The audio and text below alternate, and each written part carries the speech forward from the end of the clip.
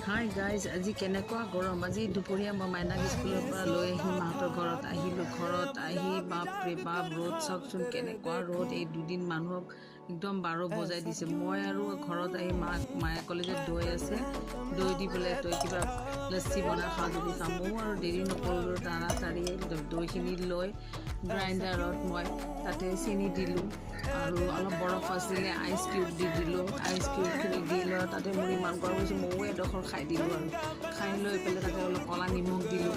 দি উঠি বাছ ধুনীয়াকৈ গ্ৰাইণ্ডাৰত মাৰি লৈছোঁ। কেনেকুৱা গৰম, আপোনালোকে কেনেকুৱা পাইছে ক'বচোন গৰমত।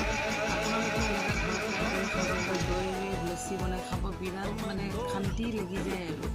মই আৰু দেৰি নকৰি আৰু চবকে দিলোঁ। দি উঠি ময়ো এগিলাচ খাই ল'লোঁ আৰু খাই লৈ মইতো শান্তি লৈছোঁ। শান্তি লাগি গৈছে, বাপৰে বাপ ঠাণ্ডা পৰি গৈছে।